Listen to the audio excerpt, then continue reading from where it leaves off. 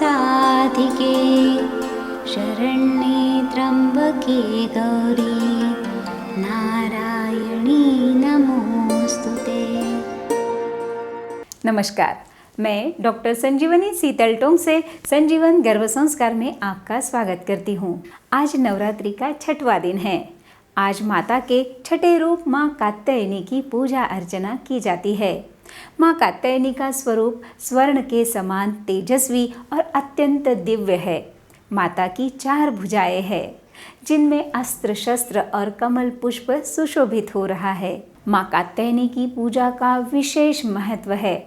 माता कात्यायनी की पूजा भक्ति आराधना से भक्तों को अर्थ, काम, धर्म और मोक्ष इन 4 फलों का आशीर्वाद प्राप्त होता है। माँ अपने भक्तों को रोग कष्टों से निवारती है।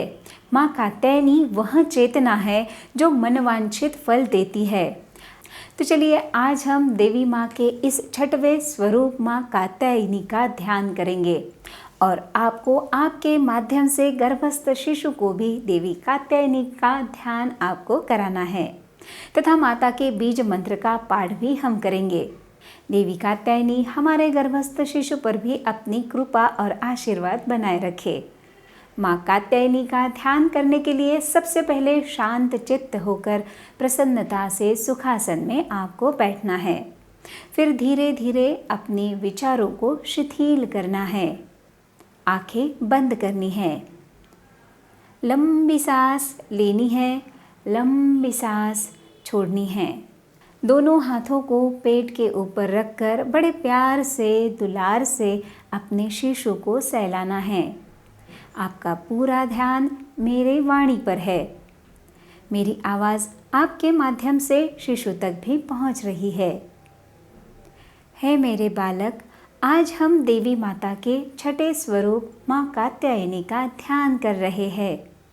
हम हमारी बंद आँखों से अंतर मन से माता को देख रहे हैं। देखो मेरे बालक, माँ कात्यायनी सिंह पर सवार है। माता स्वर्ण कांति युक्त है। माँ चतुर्भुजा है। इनकी दाई तरफ का हाथ अभय मुद्रा में है और दूसरा हाथ आशीर्वाद देने की मुद्रा में है। माँ की बाई तरफ के हाथ में तलवार है तथा दूसरे हाथ में कमल पुष्प सुशोभित हो रहा है मेरे शिशु, मैं तुम्हें माँ कात्यायनी की कहानी सुनाती हूँ। माँ कात्यायनी ऋषि श्रेष्ठ कात्यायन इनकी पुत्री है, इसीलिए माँ का नाम कात्यायनी है। महर्षि कात्यायन जी ने भगवती परम्बा की कठोर उपासना की। देवी माता ने प्रसन्न होकर उन्हें इच्छित वर देने का आशीर्वाद दिया।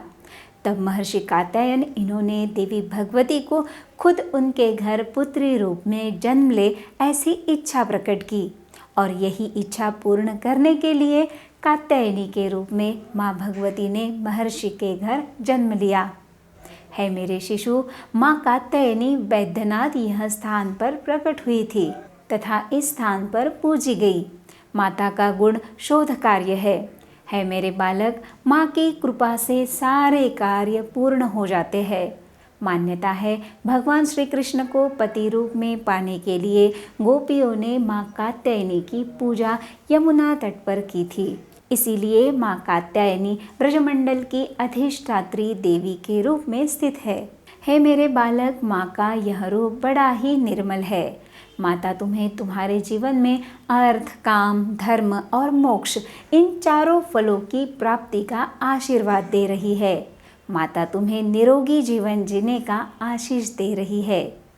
मेरे शिशु, तुम्हें अपने स्वास्थ्य के प्रति सदैव सजग रहना होगा, क्योंकि जब तुम शरीर और मन से स्वस्थ हो तभी तुम तुम्हारे जीवन का आनंद ले पाओगे।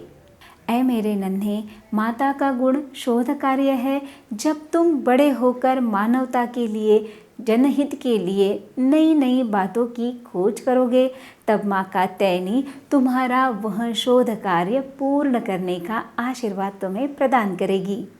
आओ मेरे बालक, हम माता कात्यायनी को प्रणाम करते हैं, माता की स्तुति मंत्र का उच्चार करते हैं और फिर माता के बीज मंत्र का 108 बार पाठ हम करेंगे। या देवी सर्वभूतेषु